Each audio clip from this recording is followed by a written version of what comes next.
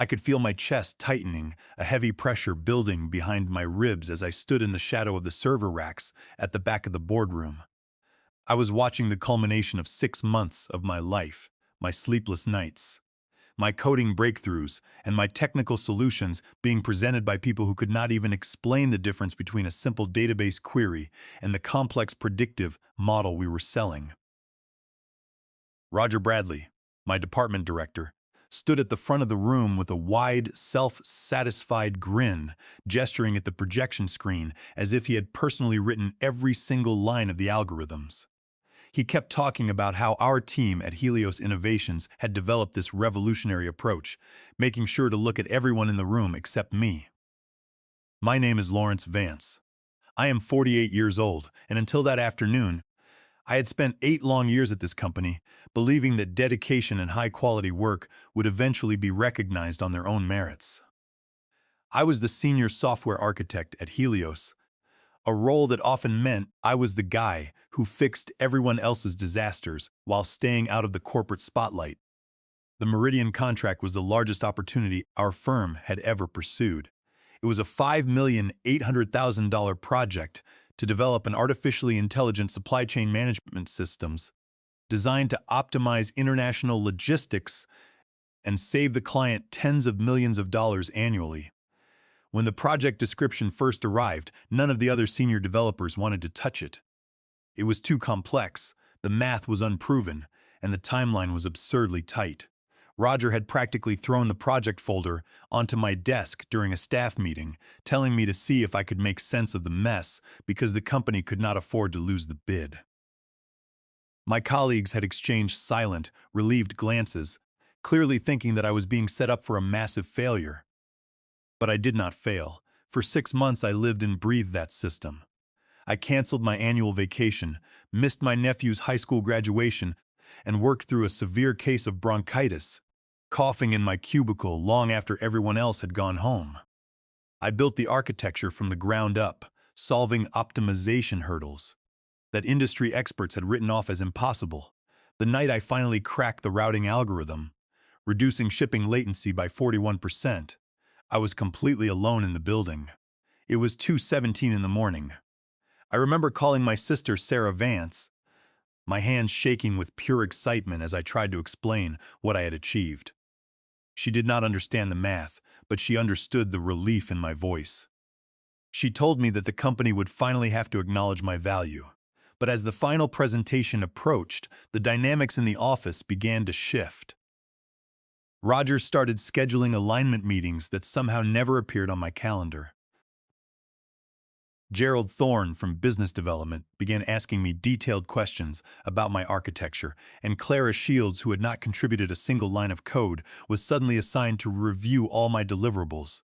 I tried to tell myself it was just standard preparation, but then I stumbled upon the presentation slide deck on our shared network drive. I had not been asked to help prepare it. As I scrolled through the 42 pages, my heart sank. My work, my algorithms, and my technical breakthroughs were laid out in detail, but my name was completely absent. The presenter notes showed that Gerald would explain the architecture, Clara would walk through the implementation, and Roger would present the core algorithm as his own personal brainchild. The next morning I confronted Roger in his office, pointing out the lack of credit. Roger did not even look up from his computer screen. He told me that this was an executive presentation and that they needed their strongest, most polished communicators handling the client. He said I was more of a behind-the-scenes guy, not really built for the spotlight. He said my presentation style and appearance were not executive ready. I walked out feeling like I had been kicked in the teeth. 8 years of loyalty, and I was dismissed as unpolished. Which brought me back to the boardroom, standing against the wall like a ghost, watching my team take credit for my life's work. Naomi Takahashi, the chief executive officer of Meridian, sat at the head of the table, flanked by her chief financial officer, Bruce Miller. Naomi was listening quietly, but her sharp eyes suggested she was not entirely impressed by the vague answers my colleagues were giving to her technical questions. When Roger finished explaining the routing system, Naomi leaned forward. She asked how the system would handle sudden weather pattern disruptions in the Southeast Asian shipping lanes. Roger looked at Gerald. Gerald looked at Clara, and Clara cleared her throat nervously, offering a generic response about buffer times. I could not watch the train wreck any longer. I stepped forward from the back of the room and spoke up, explaining that the system utilized a real-time meteorological feed that fed into a predictive model, recalculating alternative routes before the disruptions occurred. The room went silent. 20 heads turned to look at me, my colleagues staring in absolute shock and anger. But Naomi Takahashi simply looked interested, asking me who I was. Before I could speak, Roger laughed nervously and told her I was Lawrence, one of the developers who helped write some of the basic code. Something snapped inside me. 6 months of my life, my proprietary math reduced to some basic code.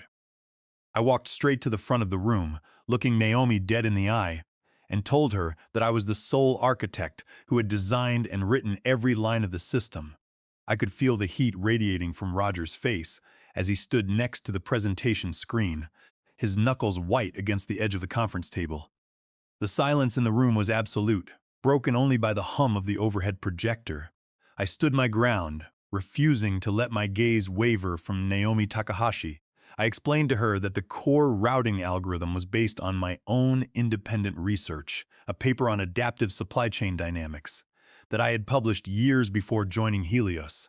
I told her that I had personally written the code for the integration modules and resolved the routing latency challenges she had just questioned. Naomi sat back in her chair, a slow, calculating expression appearing on her face. She looked at Roger, then back at me, measuring the tension between us. She said it was interesting to meet the architect of the system, and suggested that perhaps I should be the one presenting the technical details. Roger tried to laugh it off, telling Naomi that I tended to exaggerate my role and that the project was a collaborative effort led by his senior staff. But Naomi was not listening to him. She asked me directly if I would mind walking her through the technical documentation. For the next 40 minutes, I took control of the meeting. I walked Naomi and her team through the entire architecture, explaining the engineering decisions, the database trade-offs, and the mathematical innovations that made the platform unique.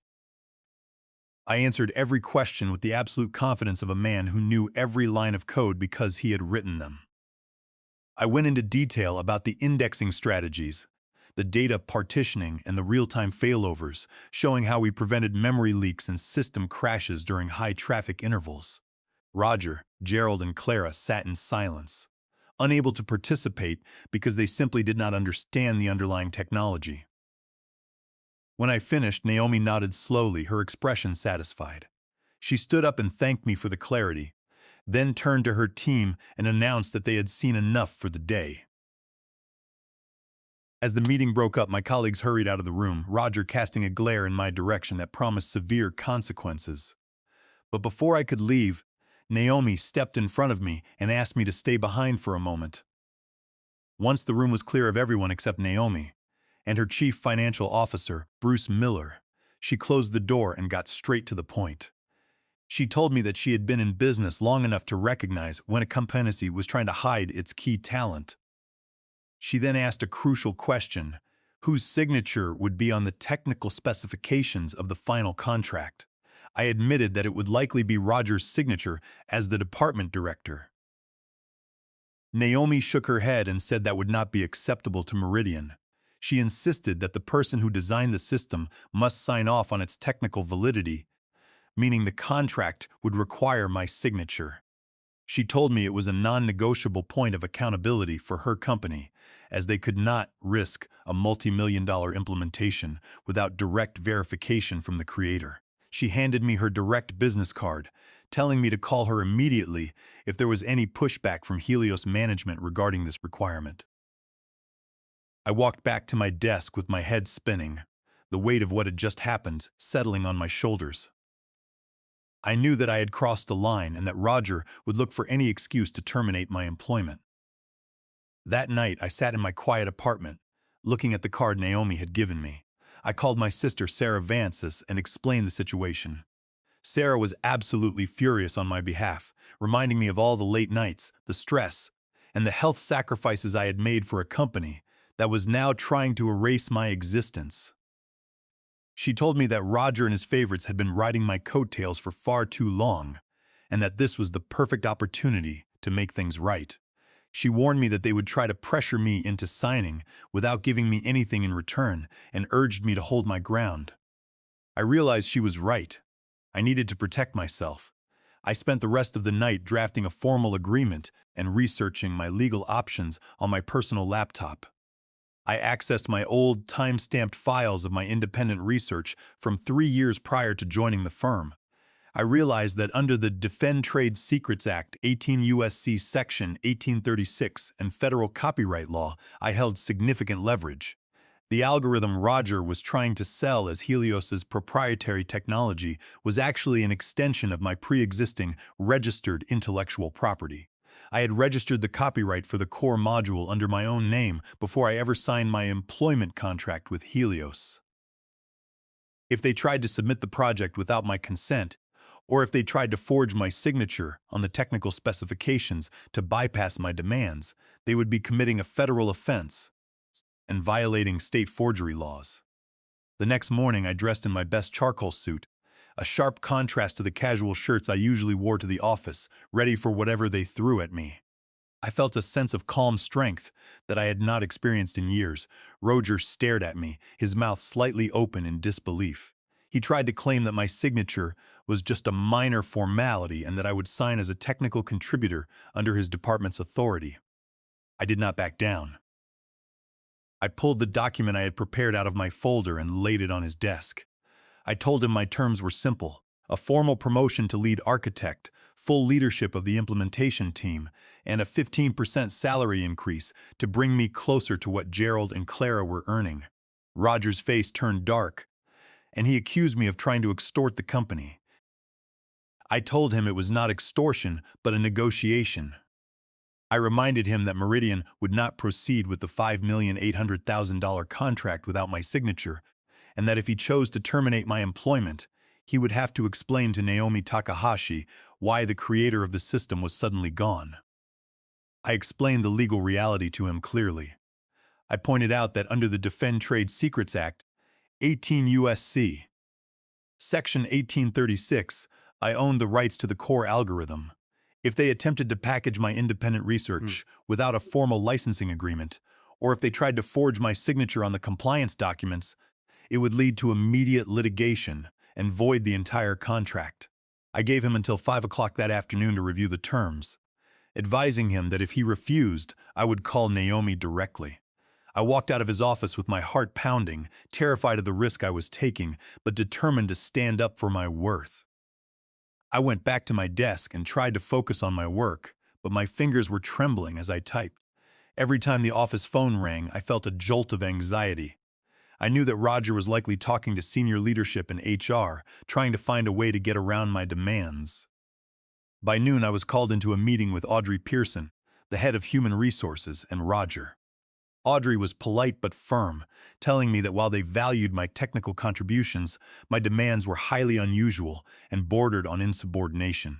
She tried to use a subtle threat, suggesting that if I persisted with these extreme demands, it would damage my reputation in the local tech community and make it difficult for me to find future employment. I looked her in the eye and told her that any attempt to blacklist me or forge my signature would be met with an immediate lawsuit for intellectual property theft and wrongful termination. I showed her the registration details of my copyrighted software library, explaining that Helios did not own the underlying math. They offered me a compromise. They would recognize me as a senior contributor, allow me to join the implementation team, and offer a 5% bonus upon successful completion of the project. I looked at the contract they had drafted, then at Roger's smug expression. I knew that if I accepted this, nothing would change. I would continue to do all the work while they took the credit and the promotions. I pushed the paper back across the table and told them that my original terms were non-negotiable. Audrey warned me to think about my career, suggesting that I was risking my future over my ego. I stood up, looked them both in the eye, and walked out. I spent the next hour in the restroom, splashing cold water on my face and trying to calm my racing thoughts. I was 48 years old, and I was risking my entire career on a gamble. But at 4:47 in the afternoon, Audrey Pearson walked up to my desk and handed me a revised agreement.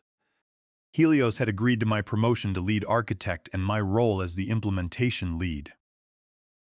They had offered a 12% salary increase instead of the 15% I had requested, but it was still a massive victory. I signed the agreement, noting the tight set of Roger's jaw as he watched from his office doorway. I knew the battle was far from over. Over the next 3 months, Roger made it his mission to make my daily life at the office as difficult as possible. He did not yell or threaten me. Instead, he made me invisible. He stopped speaking to me directly, sending all his communications through email, often at midnight with demands for immediate responses. He excluded me from department meetings, acting as if my chair were empty when he walked past my desk. He instructed the administrative staff to delay my requests for project hardware and software licenses, hoping to disrupt my progress and make me fail. But I did not let it break me. I focused entirely on building my implementation team. I deliberately selected 2 junior developers, including a young woman named Chloe Jenkins, who had been consistently overlooked by Roger's favorites. I mentored them, taught them the intricacies of the architecture, and made sure they received credit for their contributions. I wanted to build a shield of talent around me that Roger could not pierce, ensuring that every database schema and system module had our names associated with the commits. Every week, I had a status call with Naomi Takahashi to update her on our progress. Those calls became my protection. Roger knew that if he tried to sabotage my work, Naomi would hear about it directly. 3 months into the implementation, Naomi invited me to meet her for coffee at a small shop near her hotel. She told me that the system's performance was exceeding their expectations, but then she shifted the conversation to my working conditions. She said she had noticed the tension and the isolation I was experiencing at Helios. She told me that a developer of my caliber should not have to fight so hard for basic respect. She then placed a business card on the table. It belonged to Donald Albright, the Chief Technology Officer at Meridian. Naomi explained that they were establishing a new global innovation division and that they wanted me to lead it as the director. She took a sip of her coffee, looking out the window for a brief moment before turning her focus back to me. She told me that she had started her career in a very similar environment where senior management routinely took credit for the work of junior engineers. She said that she had made a promise to herself back then that once she had the power, she would never tolerate that kind of behavior in her organizations. That was why accountability mattered to her, and why she was so impressed by my willingness to stand up for myself. She explained that Meridian was not just hiring my technical skills, they were hiring my leadership. They wanted someone who could build a culture of trust and respect from the ground up, because they believed that was the only way to sustain long-term innovation. The offer Naomi presented was beyond anything I had expected. It included double my current salary, significant equity in Meridian, and a direct reporting line to Donald Albright. She told me they did not want me to leave Helios before the implementation was complete, but they wanted me to know that a position was waiting for me the moment the project launched. I thanked her and told her I would think about it, carrying the card back to my office like a secret shield. The final 2 months at Helios were exhausting. Roger's hostility grew more passive-aggressive as the launch date neared. He tried to overload my team with unnecessary tasks and demanded daily reports on minor details, hoping to find some mistake he could use against me. He even scheduled surprise audits on our codebase, searching for any minor deviation from the initial design document. But my team, led by Chloe Jenkins, worked tirelessly, and we met every milestone ahead of schedule. We spent long evenings in the office, ordering food and solving bugs together, building a strong bond that made the toxic atmosphere of the rest of the company bearable. The system went live on the first day of the month, performing flawlessly. At the official launch party, Naomi Takahashi publicly thanked me, presenting me with a formal letter of commendation from Meridian. Roger stood in the corner of the room, looking on with a dark expression as our chief executive officer applauded. The next morning, I walked into Audrey Pearson's office and handed her my 2-week resignation notice. Roger was furious when he heard the news, realizing that he was losing the only person who understood the Meridian system. He tried to offer me another promotion and a matching salary, but I refused. During the exit interview, Audrey asked me why I was leaving.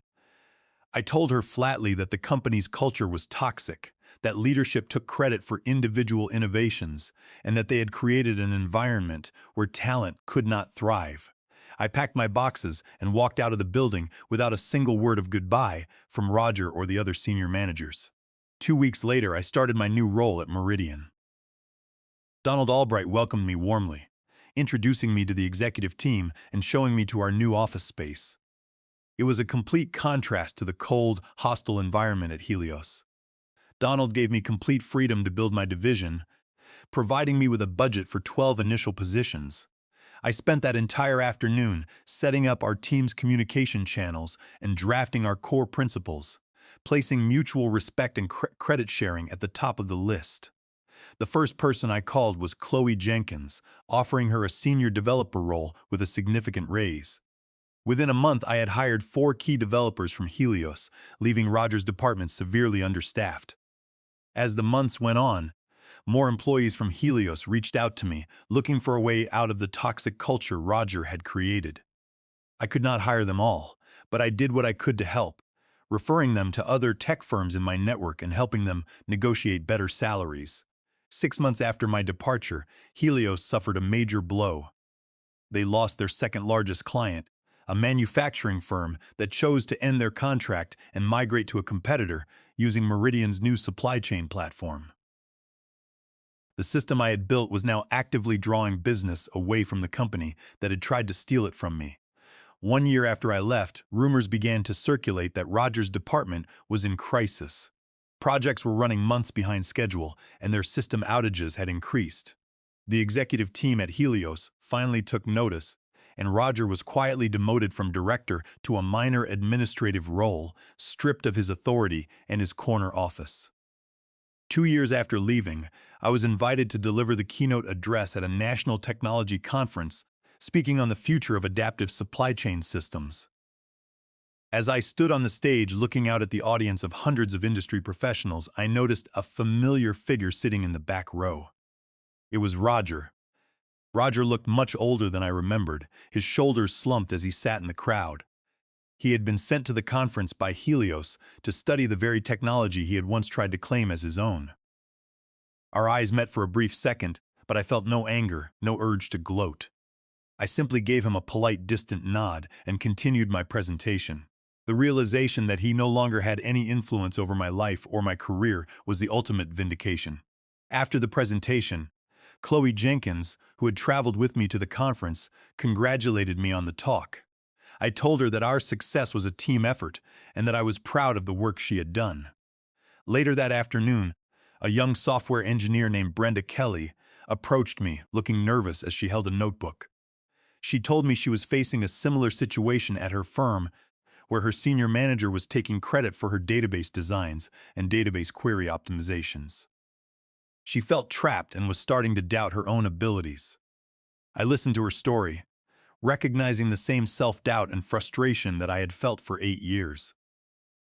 I told her about my own experience standing up to Roger and explained that it was the hardest but best decision of my life. I told her about the Defend Trade Secrets Act and how she could protect her intellectual property, advising her to keep detailed records of her contributions. I explained that she should always commit her code using her official digital signature, keep backups of her original project proposals, and never let anyone convince her that standing up for her rights was unprofessional. I told her that her silence was only protecting the people who were exploiting her and encouraged her to start looking for a company that valued her talent. I even offered to review her resume and see if there were any openings in my division or other divisions at Meridian, and promised to connect her with hiring managers in my network. 3 years after my departure from Helios, my division at Meridian had grown to 34 developers, and we were responsible for 22% of the company's annual revenue. We had built a collaborative culture where credit was shared and where everyone's contributions were recognized and rewarded. 5 years after that fateful meeting in the Helios boardroom, I received an email from a recruiting agency representing Helios Innovations. They were looking for a new vice president of technology to restructure their engineering department and were asking if I would be interested in interviewing for the position. I smiled as I read the email, feeling a deep sense of satisfaction. I wrote back, politely declining the offer. But I forwarded the listing to several talented female colleagues in my network, providing them with detailed information on the company's history and advising them on the salary they should demand. The true satisfaction of my journey did not come from watching Roger's demotion or Helios's struggles. It came from the knowledge that I had helped build a better environment for the next generation of engineers. I had used my position to create a space where developers could work without fear of having their designs stolen. I had turned my own painful experience into a pathway for others. I still think about that afternoon in the boardroom. Standing against the wall and feeling completely invisible, the memory still stings, but it serves as a reminder of the importance of standing up for oneself. If you have ever had your work stolen or your contributions ignored, do not let them convince you that your voice does not matter. You have options, you have rights, and you have value. It begins with recognizing your own worth and refusing to settle for less. The view from the other side is worth every single step of the journey. And the best way to move forward is to ensure you hold the door open for those who follow you. Tell me in the comments if you have ever faced a similar situation, and let me know how you handled it. Subscribe for more stories, and remember to always protect your work. I hope my story serves as a reminder that your dedication is a valuable asset, and you should never let any supervisor diminish your contributions to the success of the business. True leadership is not about taking credit for other people's accomplishments, but about elevating your team and building a culture of mutual respect.